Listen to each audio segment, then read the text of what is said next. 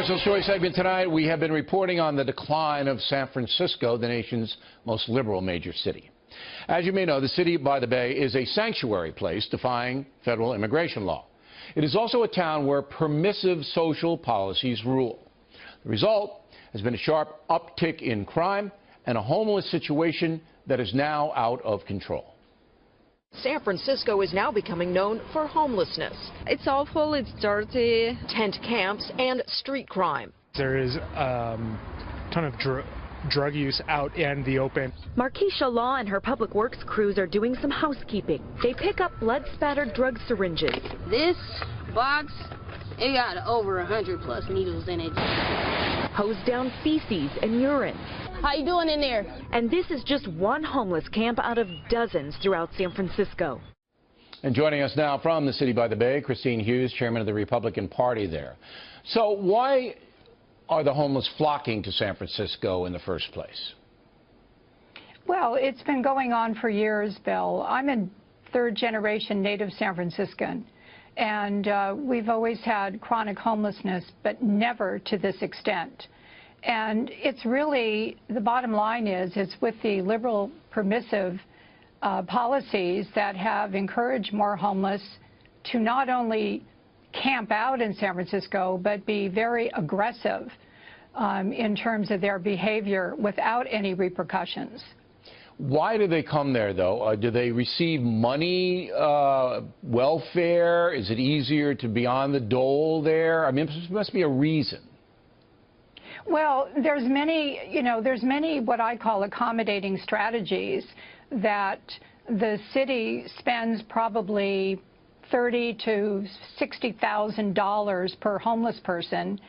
And what happens is that the homeless feel they're treated, in some instances, Bill, better than a citizen, a resident of San Francisco. So what do they get for the 30 to 60K? I mean, get food stamps. What else do they get? Well, they can get, there's a whole network of nonprofits that have become what I would say institutionalized in San Francisco.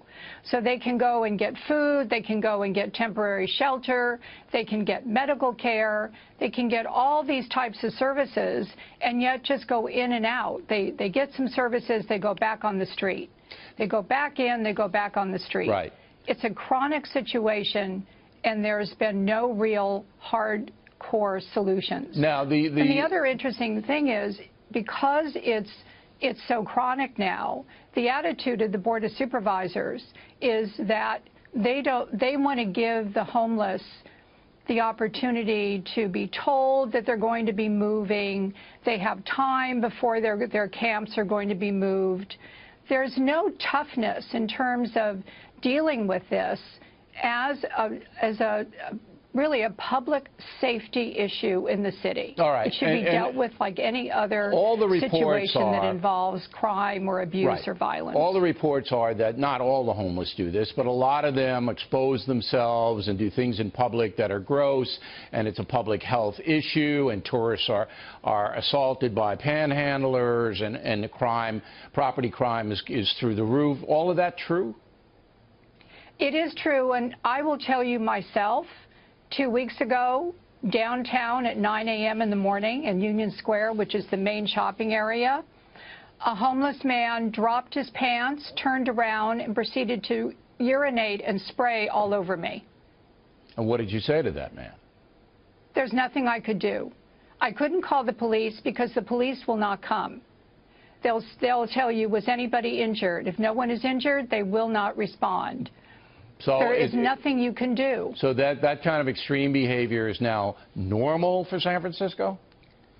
Well, it's pretty uncivilized, but is becoming the norm because the homeless now are more defiant because they realize that there are no repercussions for this. Right. This is absolutely nobody holding them unacceptable. accountable for whatever they do. If they want to shoot up drugs, if they want to have sex in public, if they want to defecate in public, if they want to assault you, because that's assault, Ms. Hughes, what happened to you. You could have called the police and said, I've been assaulted. But, you know, look, I don't live there. I just know that this situation is way out of control. And doesn't seem like anybody has a solution. But we'll continue our reporting, and we appreciate you coming on tonight.